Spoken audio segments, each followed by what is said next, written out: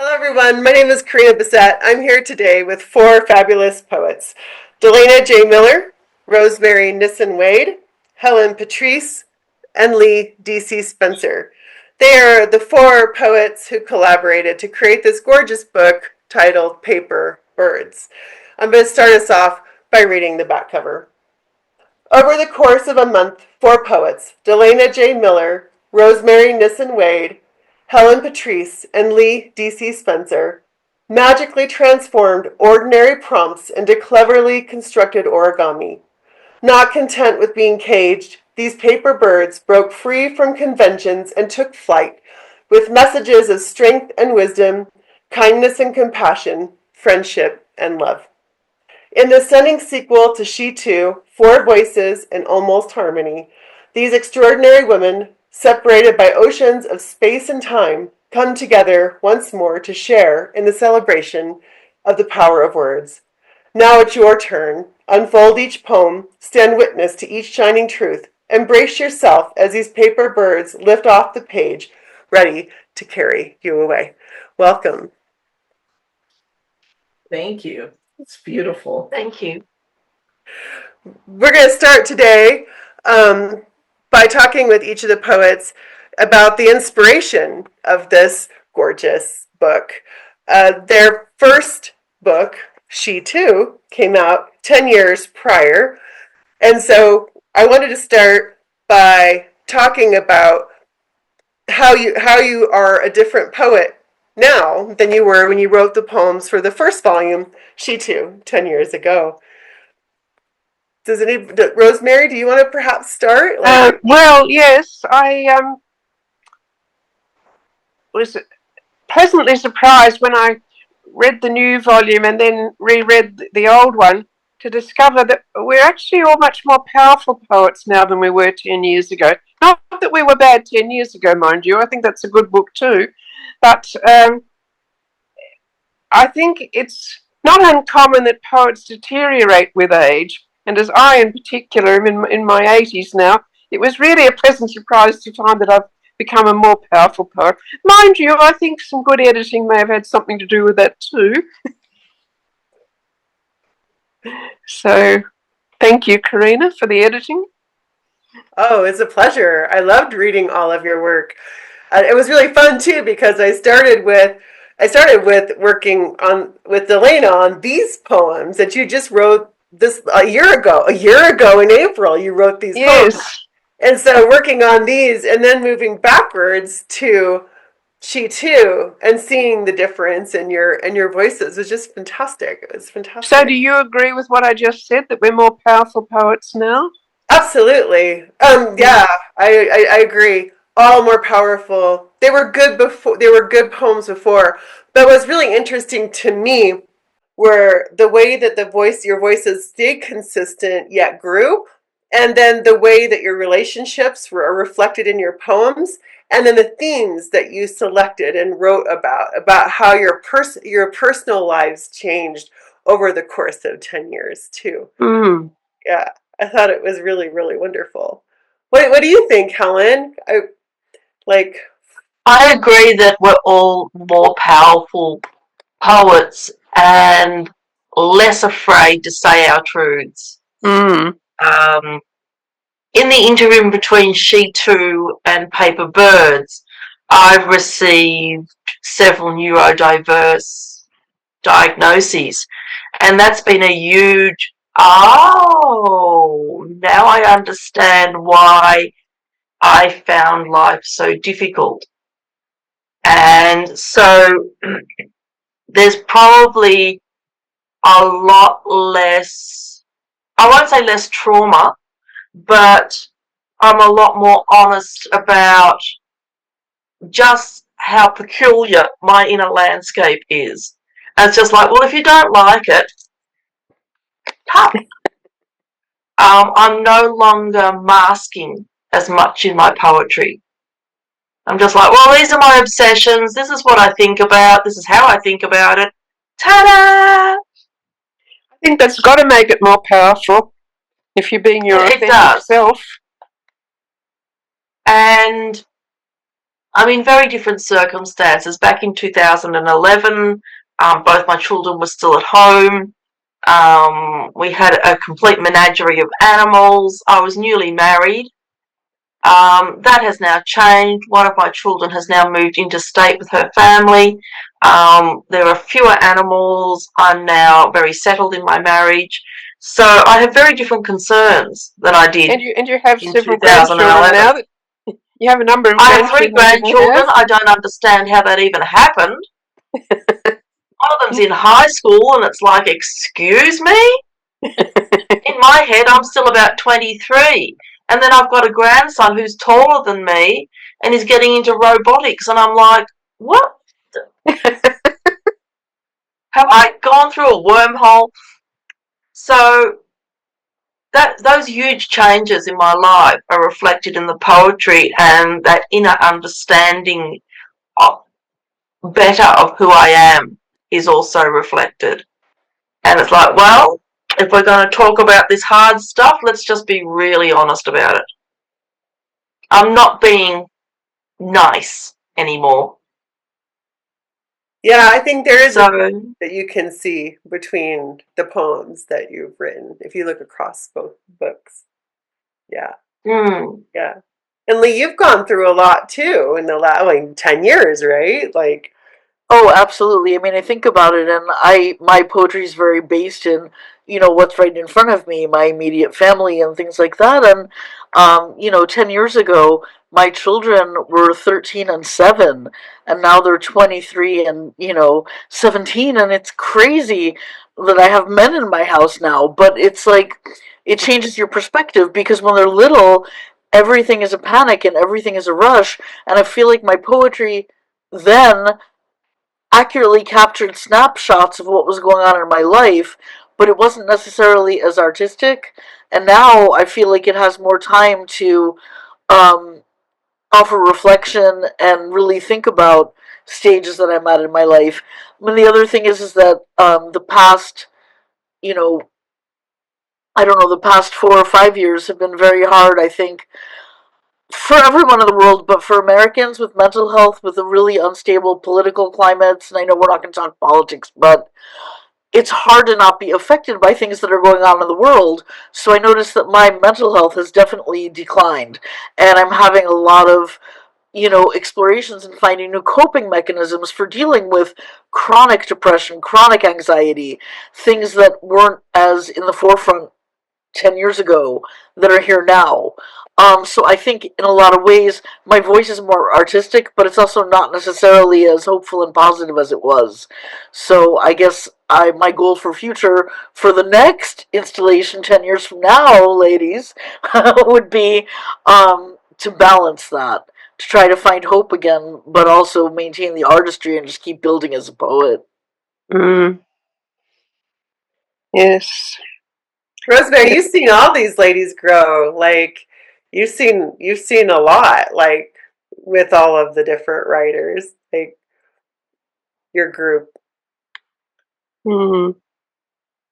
Yes, I'm just thinking back to where I was in 2014, and I'd only been 2 years widowed, and since then I've gone through that long journey of dealing with the grief and learning how to be very happily single. But yeah, I realised after Andrew died, there were almost no periods in my life before that I didn't live with someone, whether it was family when you're growing up, or the 2 husbands before Andrew, or boarding with other people, sharing a home while I was a student, all of that. So learning to just be on my own, which actually is lovely because I'm an introvert. So and of course I do share with my cats. I've had various cats over the years, the 2 that Andrew and I had together, and after they moved on, then 2 since, including my present little darling Poppy. So I'm always amazed when Helen talks about the stupidity of one of her cats. I've never encountered a stupid cat ever. we always have one. We always have one complete dimwit. Yeah, And almost my son, who is a cat lover and has had many cats over the years, he's had some dimwits too, but I've never met one. All my cats are very intelligent, supremely intelligent. What are you saying, Rosemary? I'm saying that they're attracted to like, of course. No, I can't say that because that would be very rude to you. When's that ever stopped you? I'm saying I'll rephrase it. I'm saying I've been very lucky in my cats. So what about you, Delaina? Not only are you a poet, one of the poets in both these books, but you're also the publisher of both of these books. How do you see everything having changed from the last 10 years as a poet, like in your poetry and your work? Oh, where do I start? I think my poetry has definitely taken on a more I don't know, seasoned tone, maybe is the way to say it. When She Too was coming out, or when we put She Too out, I was much younger, and I was still dealing with being out myself on some level, even though I'd been out for a long time. But just coming to terms with what that meant and my relationships, all of the different relationships that we have in our lives and how that affects it. With Paper Birds, I'm dealing with like more grief. I'm dealing with more caregiving topics and um, also realizing, man, I'm getting older too. You know, we're tipping over that point in my 50s. You know, so it's okay. I don't really have a problem with growing old. I actually take that as a badge of honor. I think when you lose somebody in your family, when they are young, it spins things around a little bit. You get a different perspective, I think, of what every day is and that what it means. So, as far as the publishing, um, when we did She Too the first time, it was like I was just starting to kind of dabble with publishing and was just starting to kind of like, oh, I have some skills. We can do this kind of stuff. Um, but between you and your editing and all the help you gave us shaping up the poems, which thank you, because they are stronger because you helped me get them there. Um, but also Allison Pang with coming in and doing the cover design and the interior design. You steering us towards Jeannie Tomanek, she and letting us use her art. Um, I don't even know if I would have done the republish. In fact, I know I wouldn't have. I wouldn't even thought twice about republishing She Too had we not found her as the artist and said, she sets the tone so well for us that it was like, let's do it. Yes. How do you feel about the art? Love it. Just love it like mad. It's perfect. And for each book, but both the pictures are just right. The cover influenced my haircut. I love that haircut. It's just wonderful.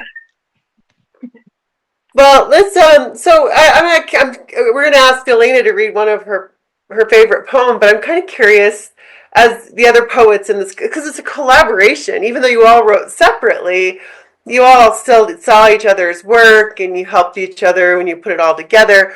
I was wondering what your favorite poem or poems of Delaina's are. Rosemary? Oh, I love them all. I love Delaina's tenderness in her poetry, in particular, and I did jot down somewhere my favourite poems of yours, but I've lost it again. I'll have to remind myself. But I love all the poems of all of you, of course. I wouldn't be collaborating if I didn't. Apologies that I suck at titles, but I absolutely love the one about his blue-eyed gal. Yeah, that's it. Yeah. And I get goosebumps every time I read that one. I absolutely love it. And I also love Return Me because it's just so simple, but yes. So that second one you mentioned, that was the one that I was thinking of, yes. Just absolutely beautiful and wonderful. I must say that I won't say fond, but telltale cliches for caregivers really gets to me because I've been in a caring role now for 35 years. I've worked out, and that's like, yeah, that's saying it. What's your favorite, Delaina? Thank you. Hard to pick, right? It really was. I don't think I've ever had such a sense of accomplishment with my poetry as I have with these. So it was kind of hard to pick. I do like all of the ones you mentioned. I'm going to go with Wondrous Things, Rainbows. And you're going to read that for us today? Yeah. Perfect. It kind of touches on all the points, right? As a child, I was fascinated with rainbows, the promise of the pot of gold. But which side held the treasure? Was one person's end my beginning? Do the colors narrow when they touch the ground? I could spend its lifespan in wonder. As an adult, I find sacredness in rainbows. Perspective deepens their intensity, the beginning and the end. They are the reward for looking up, the arc of breath while grieving, the awe of light bending into life's beautiful moments, refractions. It's a gorgeous Just beautiful. I love it so much. Thank you for sharing. On April 3rd, those of you who are watching today, you'll be able to read that poem and join in, write your own rainbow poem, which I think is fantastic. Yeah, it's beautiful. So Delaina, this group had already started to form, so we're kind of moving backwards in time. So you guys published this 10 years ago, but before that,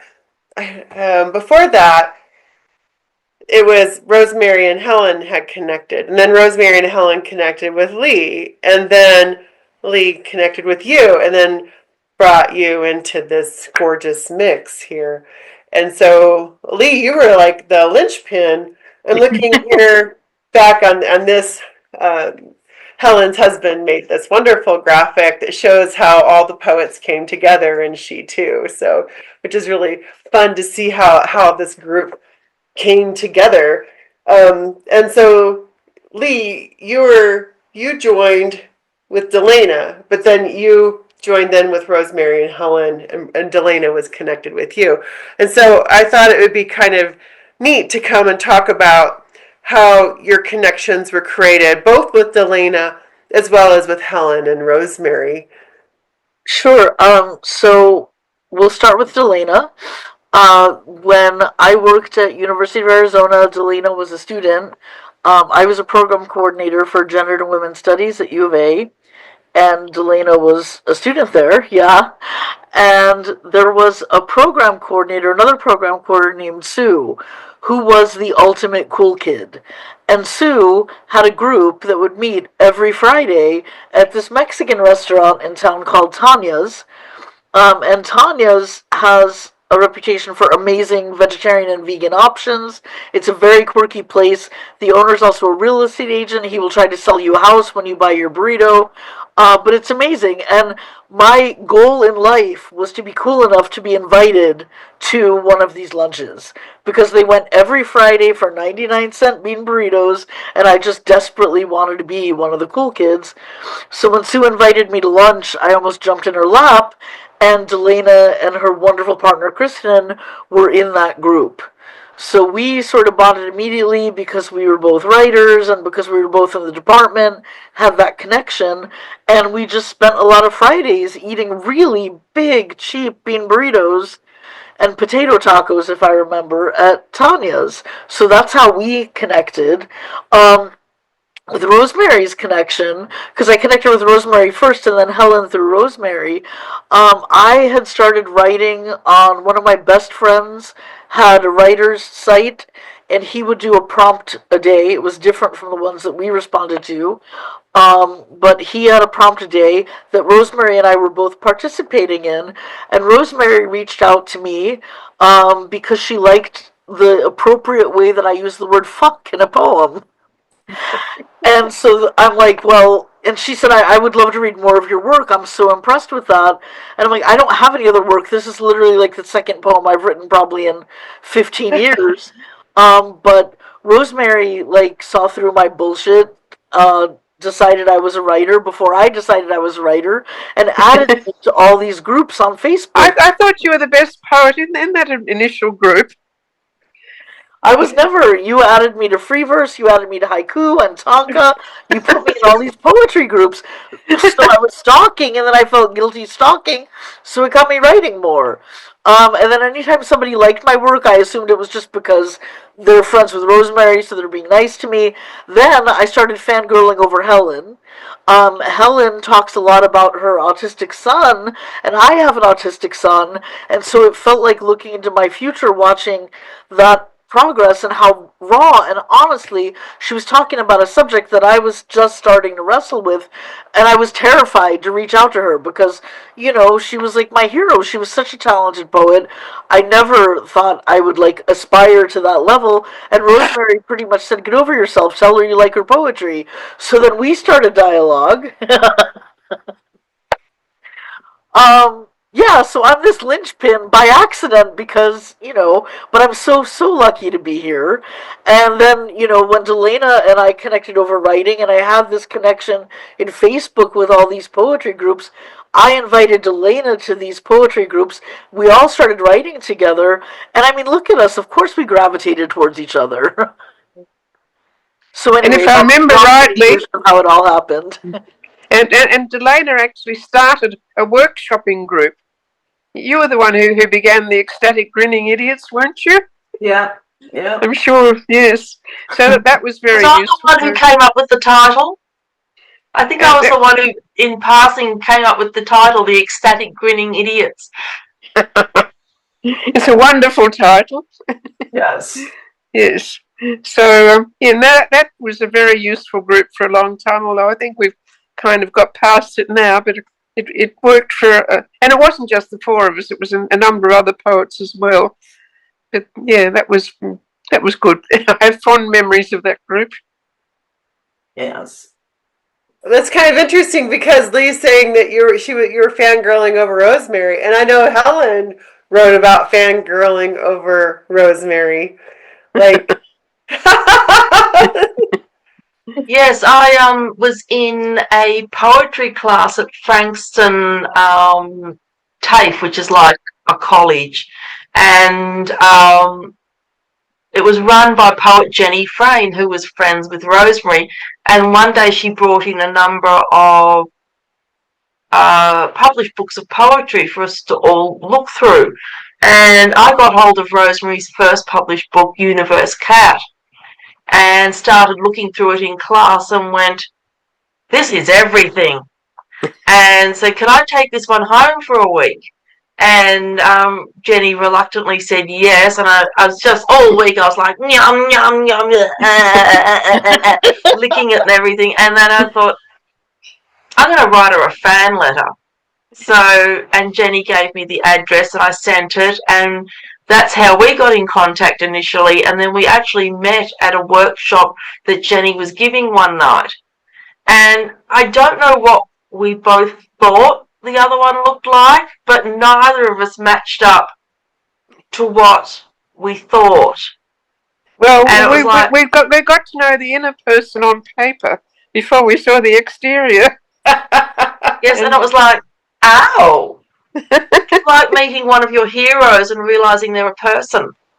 Yes. And that, you know, they've got a mole on their arm and, you know, one ear's higher than the other or something. But it was like, whatever we both thought, it was like there was this moment of disconnect. And I can remember the look on Rosemary's face looking at me and what my face must have looked like. It was like, oh. Well, you'd seen that in 1988. You were very subdued, I remember. 1988, right? Is when the two of you met. Yeah. Yes, and but that was my one and only fan letter as a poet. I absolutely cherished it and loved it, and of course I wrote back. You know. Yes, and then we started talking. I don't know what we talked about in our letters. Probably poetry initially, and then we got into real life, and yeah, it went from there. And I must say that Rosemary saved my life on any number of occasions by reminding me that poetry could save my life. Oh, I was drowning in a sea of nappies and disability and hearing aids and whatever else was going on with my young children. Both of them are hearing impaired, and David's got all the extras. And, you know, I was in absolute despair, and she said, write haiku. You don't have time for even a full-blown poem. Write a haiku a day. So when the kids were both, on a rare occasion, having a nap at the same time, I would wedge myself into the back of the couch and scribble down a haiku, and it saved my life. At a time where I didn't know who I was, I had almost postnatal psychosis. I had a husband who wasn't the most useful thing on the face of the earth. We were living in poverty, sort of what I used to call now the grow your own clothes lifestyle. And she reminded me over and over through the years, you're a writer. Let poetry save your life. Well, good. And I'm glad I did. when I had pre-teens, Rosemary said, do morning pages. We all know The Artist's Way by Julia Cameron. So I would write a couple of pages, which would then segue into a poem a day. And I did that for months, if not years. And poor Rosemary, every month on email, I think it was, she would receive a packet of my month's poems. This was no hardship. It was a pleasure, believe me. Oh, thank you. But I was depressed. I was anxious. I was drowning in motherhood. Undiagnosed, neurodiverse, crappy partner, and the view out of my bedroom window was the grey back wooden fence. So you can imagine my state of mind. So Rosemary every month would receive all these poems, and she wouldn't criticise. She would just say what her favourites were, and that would give me enough heart to do next month's. So I have to say that Rosemary saved my life on a number of occasions. Well, I think you've returned the favour a few times too, because it got to be a much more rounded friendship, because we also bonded over tarot reading and Reiki and things like that, and it's a friendship now where we can tell each other home truths when necessary and receive it well, and you know. Our nickname for each other is Twit Face. So when one of us is going off the rails, the other one says, listen, Twit Face, get a hold of yourself, get a grip. I remember you promising to slap me upside the head on one occasion. But you were in Melbourne and I was up here in Northern Rivers, so it was a bit difficult for you to do that in reality. Love right there. I'll save it for next time I come up. Helen, what's your favorite poem? What poem are you gonna read for us today out of paper? I thought I might read Hero. Can you tell us a little bit of? Oh no, just read it. Yeah. Well, Hero. Super. Star, success, man, woman, girl, dog, mother. All the supers saving the world, inspiring, doing what's right. I don't like super stories. An athlete, actor, writer, coming out of nowhere, supposedly, dazzling the world with incredible feats of strength, endurance, piercing insight into the heart of mundane America. Some Armstrong, Oprah, or Rowling, cruising the skies above Metropolis. I love Black Widow, who trained hard, got good at her game. No tech, no magic hammer, no green anger hulking her bigger. Just her, in skin-tight leather, using everything she's learned over long, cold Siberian years. Karate kicking naysayers and mansplainers into adamantium jails, then getting a fresh coat of polish on her nails. I invoke her when the work is tough, when some government official thinks he has been radiation enhanced and wants to say that my son, autism man, is less than human, less than super. Yeah, I love that one too. Fantastic. And as we are currently battling with a government department called the NDIS, the National Disability Insurance Scheme, I think it's more relevant than ever. Content by design. We're doing. Delaina's following National Superhero Day. So on April 28th, there will be an event at Content by Design. It'll feature Helen's poems, so you can read it again there. Yeah. Thank you lovely. so much. Yes. So Wonderful. Lee, you mentioned that you also have a child that has autism. Has that ever shown up in your work? Yes, absolutely. But I think possibly more in my solo work, because, and I think it's just the nature of the prompts. I don't think a prompt has ever gotten me to write that necessarily. I'd have to go back through. My memory is Swiss cheese, but I know that I've written about it, and I can picture one in my head. But I think it's in Tequila and Cookies, and not in either of these volumes. So what drew you to write the poems that you did in Paper Birds and She Too? Like, what is your favorite? What's your process? my favorites change from day to day, but I think one that's like really indicative, that sort of comes up as a favorite regularly, is grilled cheese and narwhals. And I was gonna wear my narwhal pajamas for y'all tonight, but I didn't want to look sloppy for the rest of this. So they're hanging on my chair instead. Oh, So this is grilled cheese and narwhals. On long days when I'm spent to the red, feeling small and awkward and not enough, I'm lucky. For cozy narwhal pajamas with a hood I can hide under as long as I need.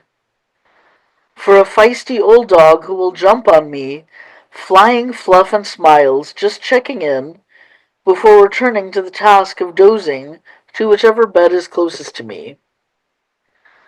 For my son who will randomly wander in to kiss my head while I'm writing. Who knows what, but always something. And he treats it with reverence. Like the perfect grilled cheese I'll make him for dinner, because I'm sad today and it's all I can muster. He looks at the crisped golden bread, corners of melting cheese like bright orange arrows advancing on his plate, kisses my head again through the narwhal hood. He thinks he's so lucky. I know we are. Beautiful. yeah, beautiful.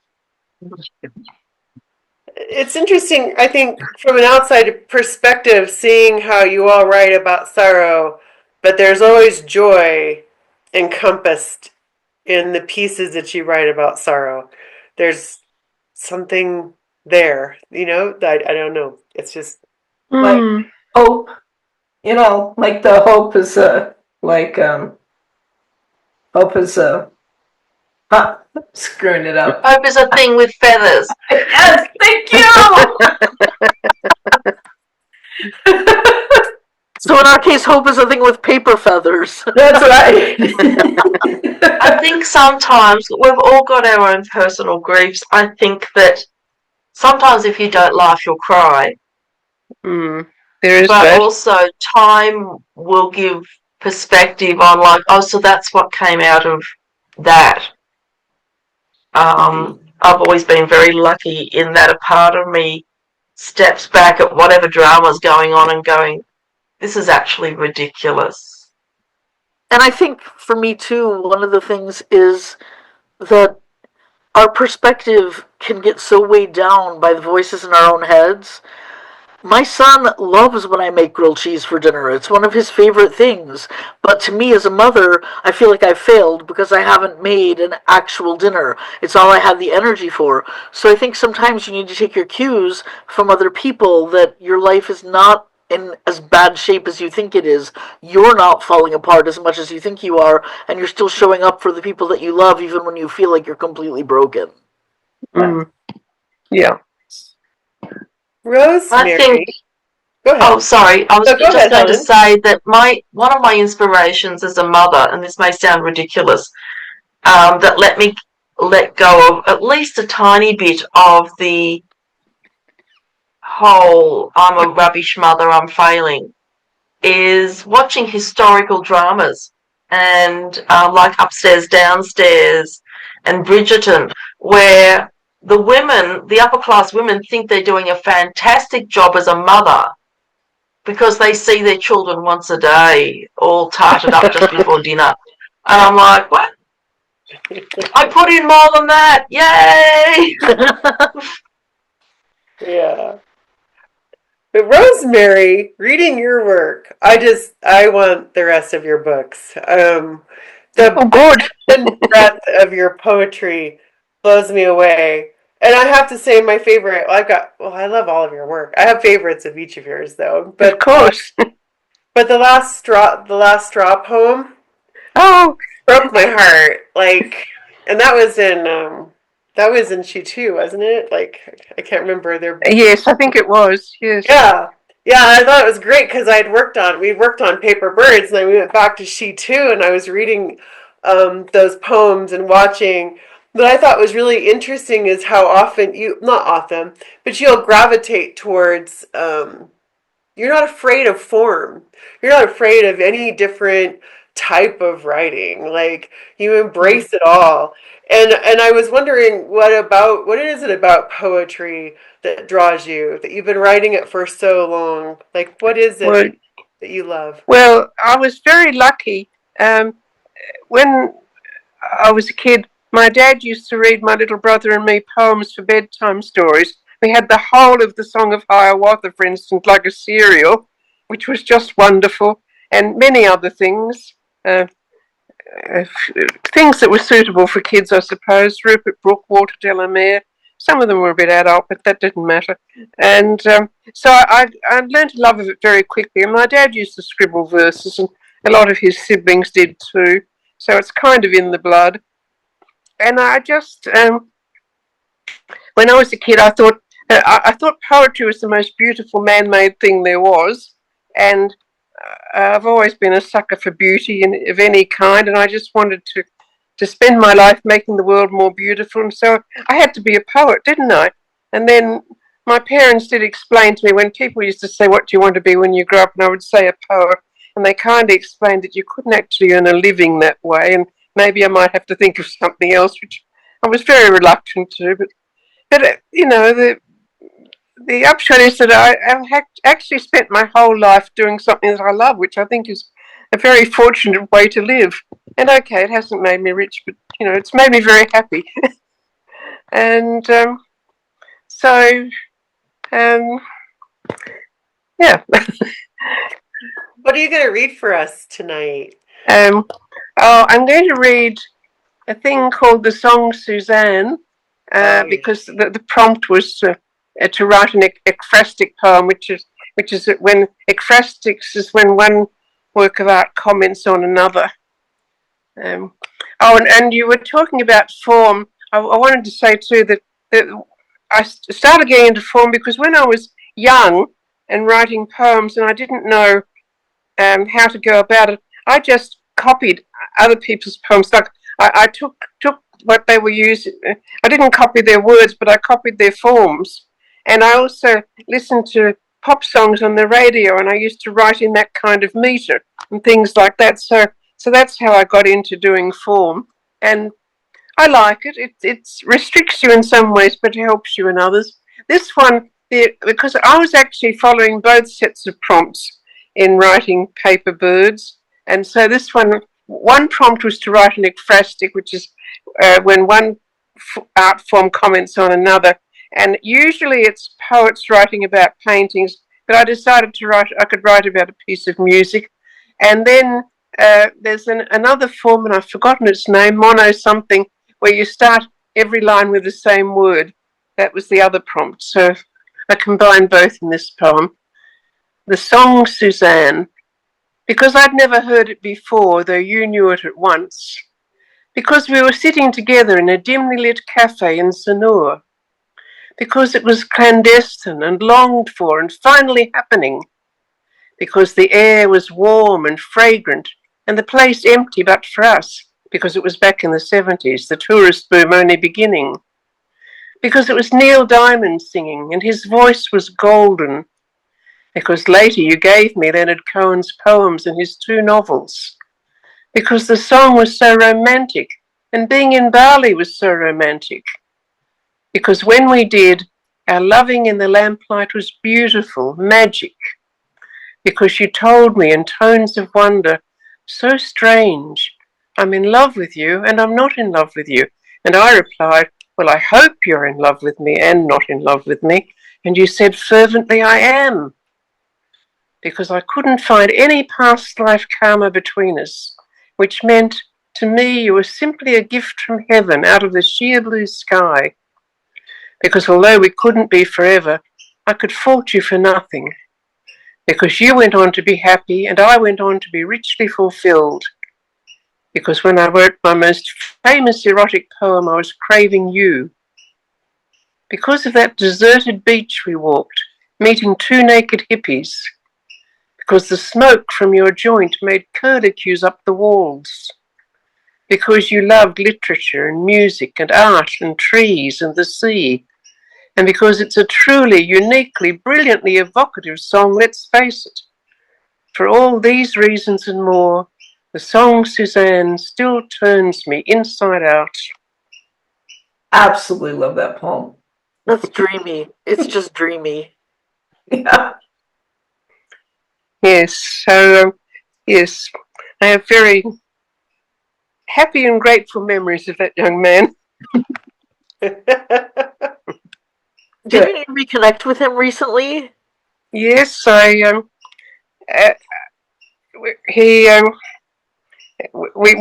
were out of each other's lives for a long, long time, but then he found me on Facebook, and we have very little contact, really. I mean, he's a married man and a grandfather by now, and so forth. And possibly we don't have a lot in common anymore either. So we kind of know each other there, but we've had very little actual contact. But then I knew that this was coming up, and we were asked to read our favourite poems of our own, and so I knew that this would be the one I would read. So I thought, okay, I better warn him. Although it doesn't identify him in any way, very few people would have any. I mean, it was a secret relationship, so not many people would have known about it. But I thought I better tell him just in case he comes across this and gets embarrassed or something. So I just sent him a message letting him know what was happening and referring him to the poem. Next thing, he's on the phone to me on Messenger. So and we had the most wonderful chat, because one of the things that was good about us was we could always talk to each other very freely and frankly and with the greatest of ease, and it was still the same, which was lovely. So although I'm certainly not in love with him anymore, I do have love for the man and gratitude, as I said, and it was just nice to reconnect. And he assured me it was fine. He wasn't going to get upset if this was doing the rounds. Well, I think it's wonderful and brave, all of your poetry. We're coming to the end of our, I have so many questions to ask, but we're coming to the end. So I wanted to bring up She Too. This is what started it all in 2014. So I'm going to read the back of She Too, which will be available in April. So incantation after incantation, 4 women, Delaina J. Miller, Rosemary Nissen-Wade, Helen Patrice, and Leigh D.C. Spencer. I said it wrong. Summon the magic of poetry to bridge the gap between continents, cultures, and time to harmonize the ballads of life. In 2014, this joyous communion led to the publication of their first poetry collaboration, She Too, 4 Voices in Almost Harmony. 10 years later, these writers offer this expanded anniversary edition in celebration and as a companion to their newest project, which is Paperbirds. So, Lovely. yeah. So, do you guys want to talk about the prompts before we round it out? And in 2014, you guys all were like, oh, there's prompts at NaPoWriMo and Poetry Poem a Day. Yeah. You guys, and you wrote prompts to both, right? Right. Well, I think most of us wrote for Poem a Day. Helen wrote for NaPo, if I remember rightly. I was a bit flat about the Poem a Day, so I went for NaPoWriMo, which stands for National Poetry Writing Month, even though it's actually International Poetry Writing Month. And we all took on the challenge of writing a poem a day in April,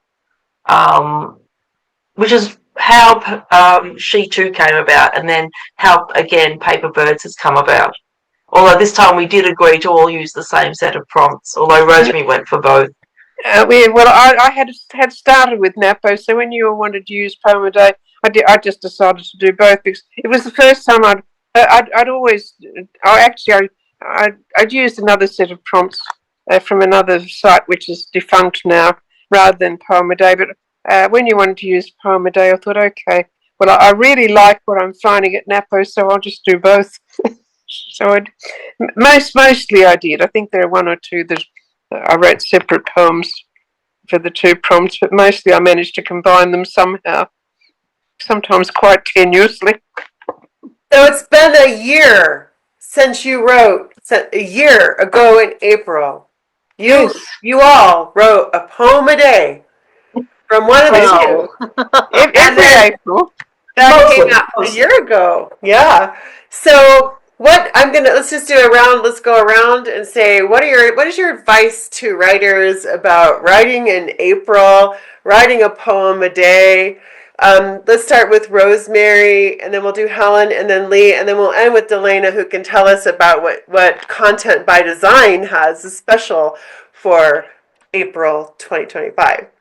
Okay. Well, I have written a poem a day every April ever since She Too, and about halfway through the month, I always think, "Oh my God, why did I ever take this on again?" And then by the end of the month, somehow I career on, and by the end of the month, I kind of know that I will do it again, even though I tell myself I never will. I'm not sure about this year because we're going to have a busy April with all this launching stuff, but I probably will. And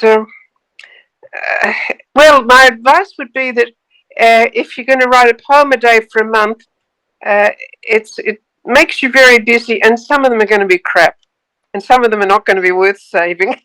So the poems in both these books are not all of the ones we ever wrote during that time. We picked what we thought were the best, and there are some of mine that I hope will never see the light of day anywhere ever again because they're not even worth working on. So which I think is for poetry in general, you've got to accommodate the fact that there will be some failures, and that's okay. You learn from them. even if you're only learning what not to do. Excellent, excellent advice. What do you think, Helen? What advice do you have, or how do you work with the prompts?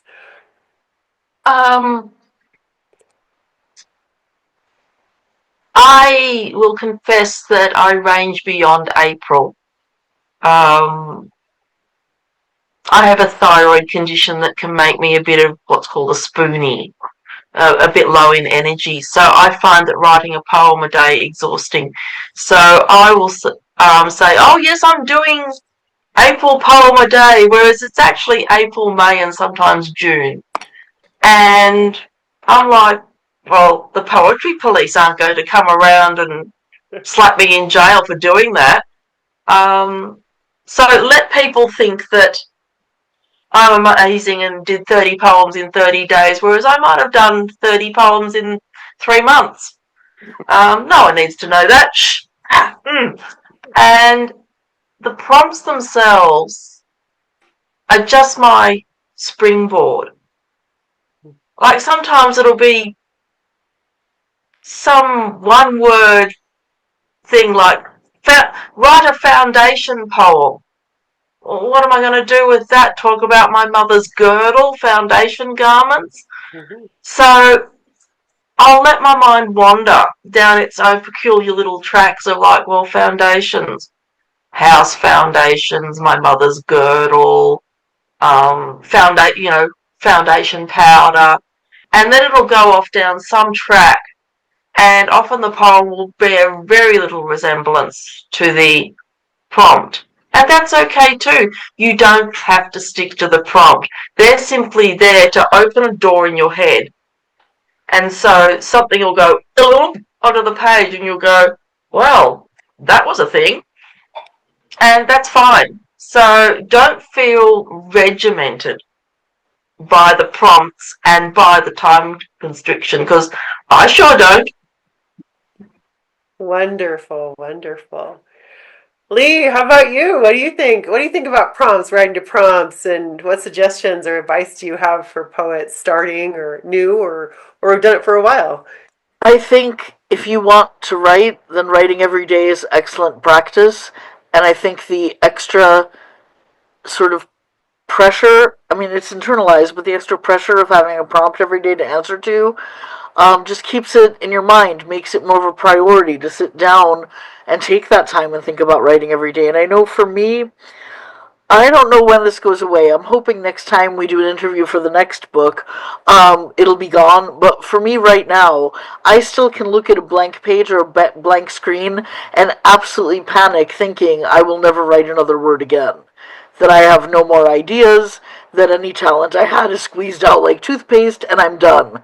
I look at that blank page and it's like my arch nemesis. I will never put anything on a page again. When you get a prompt, like Helen said, it's a springboard and it makes you start thinking again. And then all of a sudden, that blank page has words on it. And then all of a sudden, you start tinkering and making those words pretty and sound like actually reflective of the voice in your head. So for me, the prompts are kind of like training wheels and a security blanket to remind myself that yes, you are still going to write. Some days it flows really easily, and some days the prompts are the only thing I have as a defense against a blank page. That's great. Yeah. Delaina, what do you think? I I agree with Leigh on many levels of that. Like I I have lots of things I could write about. I love the prompt because it kind of focuses, it kind of gives me that springboard, right? It gives me that focus to be like, okay, what like this, you know? And then also similar to Helen, sometimes when I read the prompt, I think about it. I don't know if it's. I feel like I think about it differently. Like some word will of that prompt will start something and it'll spark something, and I'll be like, okay, I'm gonna write about that, and then it's very loosely related to the prompt. Um, yeah, I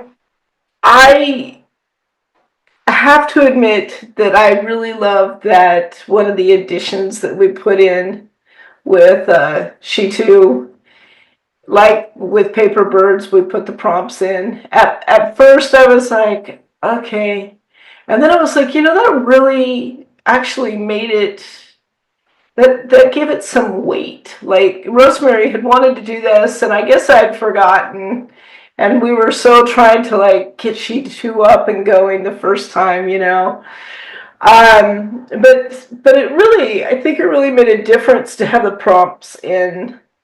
And I'm hoping that, as people read the poems, maybe they'll want to try to guess what the prompt goes to. I'm actually, as one of the things I'm doing to be fun, is I'm making a guess the poem game.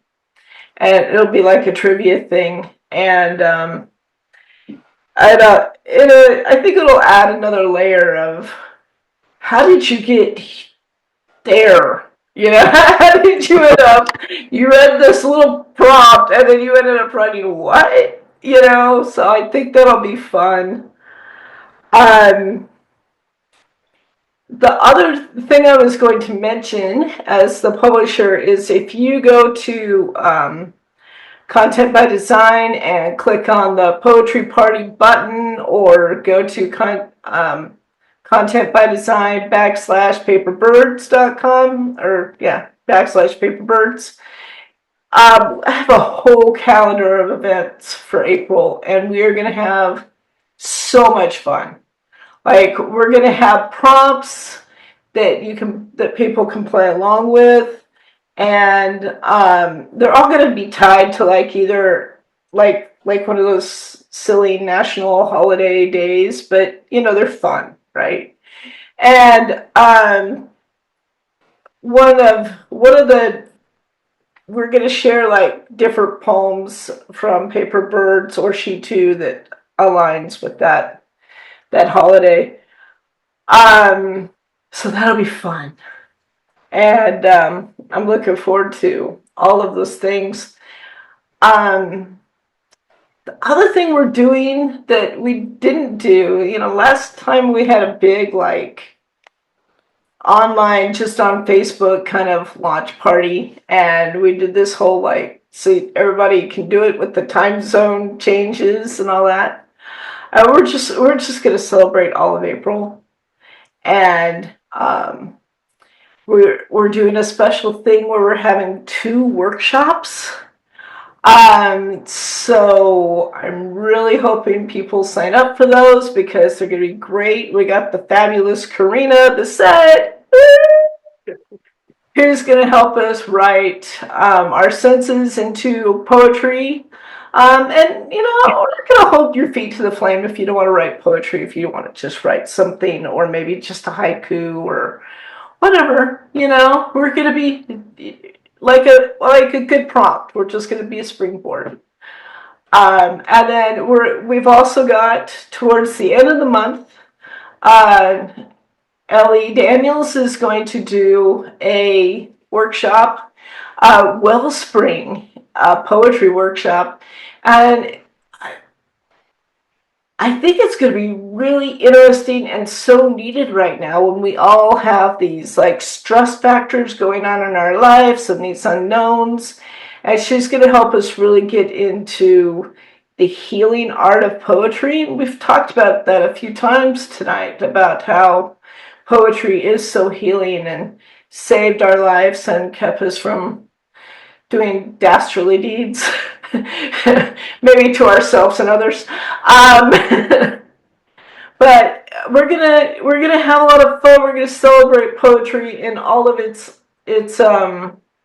glory, and so we're hoping everybody will come and play with us and sign up for those workshops. They're limited, so if you haven't signed in yet, sign in. Daniels wrote a blurb for Paper Birds. Leigh Daniels. Yes. Warren poet and author, A Serpent's Wake, A Tale for the Bitten, wrote about this book. deeply rooted in wisdom and generosity, a transformative and mystical experience, which it truly is. It's been a true privilege to be a part of this. Thank you so much, Delaina, Leigh, Helen, Rosemary. It's a beautiful book, and it's really a privilege to have been able to see your work 10 years earlier with She Too. Yeah, it's going to be a great one. Love you guys. Thank you so much. Thanks for talking about your work.